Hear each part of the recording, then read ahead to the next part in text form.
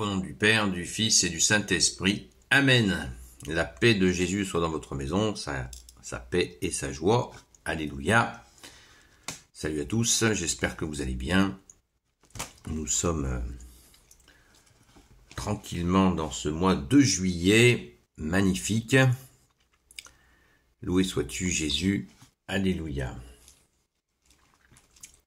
Quelques bruits de paix circulent. Continuons à prier. Oh merci Jésus. Saint Évangile selon saint Matthieu, chapitre 13, versets 1 à 9. La comparaison du semeur. Ce jour-là, Jésus sort de la maison et va s'asseoir sur les bords du lac. Mais c'est toute une foule qui s'assemble autour de lui, de sorte qu'il doit monter dans une barque où il s'assoit pendant que tout son monde se tient sur le rivage. Puis il se met à leur parler longuement en parabole. Il leur dit : « Voici que le semeur est sorti pour semer. Pendant qu'il sème, une partie tombe au long du chemin et les oiseaux viennent et mangent les graines. D'autres graines tombent sur la rocaille où elles n'ont guère de terre. Très vite sortent les tiges parce que la mer n'est pas profonde, parce que la terre n'est pas profonde. Mais aussitôt que le soleil chauffe, elles sont grillées et se dessèchent parce qu'elles n'ont pas de racines. D'autres graines tombent dans les épines et les épines croissent et les étouffent. D'autres tombent sur la belle terre et donnent du fruit, l'une 100, l'autre 60, et d'autres encore 30, que celui qui a des oreilles entende. Eh bien, dans cette parabole du jour, Jésus s'adresse à la foule. Il ne dit pas de quoi il parle, parce qu'il considère que les gens doivent faire l'effort d'essayer de comprendre de quoi parle-t-il. De quoi tu parles, Jésus ? Eh bien, nous le saurons certainement demain dans la suite de l'évangile. Si vous êtes impatient, eh bien, vous pouvez en faire la lecture. Pour le moment, on le découvrira demain, mais on peut d'ores et déjà réfléchir à cette question du semeur. Le semeur qui sème cette graine. La graine, c'est la foi. Évidemment, c'est la foi, mais qu'en faisons-nous ?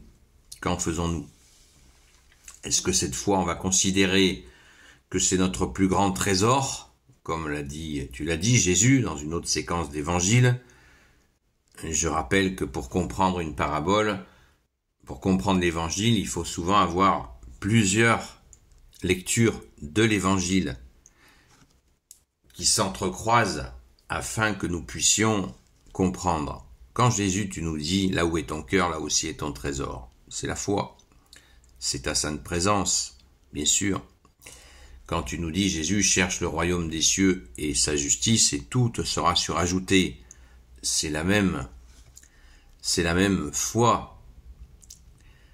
Donc là, Jésus tu nous donnes des précisions sur cette graine qui est menacée si nous n'en prenons pas soin, menacée par le monde, menacée d'être trop à la surface des choses. Si on est trop en haut, si on est trop perché, on n'a pas de racines et on ne peut pas incarner la chose. Si on est trop dans les choses de la terre, on ne percevra pas, on ne pourra pas accueillir le ciel. C'est à la fois difficile et facile. Sinon, Jésus ne l'aurait pas fait ainsi, avec son Père et l'Esprit Saint, bien évidemment. Donc, soyons attentifs à entretenir ce trésor comme on peut arroser une plante qui nous est chère.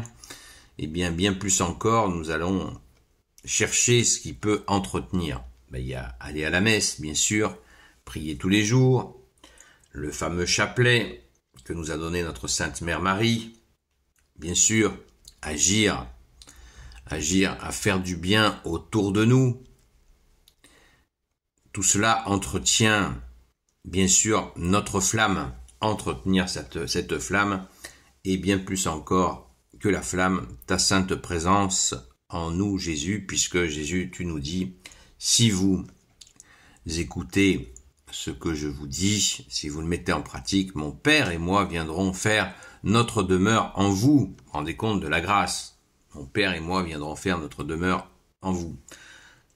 Si nous sommes plus émerveillés par les choses du monde, le dernier téléphone, la dernière voiture, le ceci, le cela, de faire une montagne de l'alimentation, cela participe bien sûr à nous écarter de l'essentiel. Le mot essentiel, il veut dire essence du ciel. Eh bien, c'est Jésus, l'essence du ciel, qui vient s'offrir. Merci Jésus de cette grâce. Donc, soyons très attentifs à tous ces aspects. Vous voyez, beaucoup cherchent un enseignement, je ne sais pas où, mais nous l'avons. Nous l'avons par toi, Jésus. Tu es notre seul enseignant et il est parfait. D'ailleurs, il y a des petits malins qui enseignent beaucoup d'aspects d'enseignement de Jésus, mais ils ne disent pas que ça vient de Jésus. Comme ça, ils font leurs affaires avec cet enseignement surpuissant, le plus puissant de l'univers.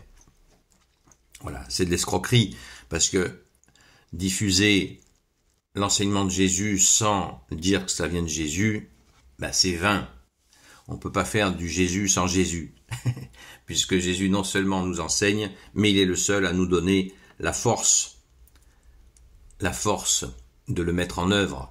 Il est le seul à modifier nos pensées, notre compréhension positivement pour que nous ayons la bonne compréhension. Il est le seul à pouvoir le faire, puisqu'il est Dieu. Amen. Alléluia.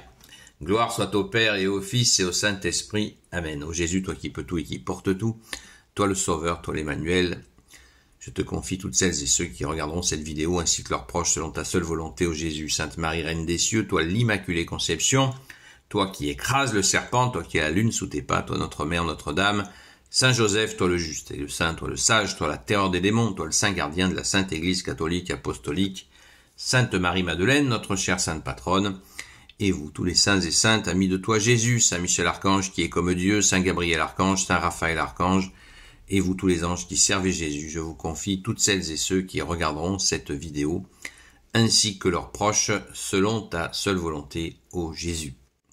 La paix de Jésus soit dans votre maison. Je vous souhaite une belle journée dans cette intériorité. Nous avons cette grâce immense de pouvoir accueillir Jésus, le Fils unique du Père. Amen. Alléluia. À très vite.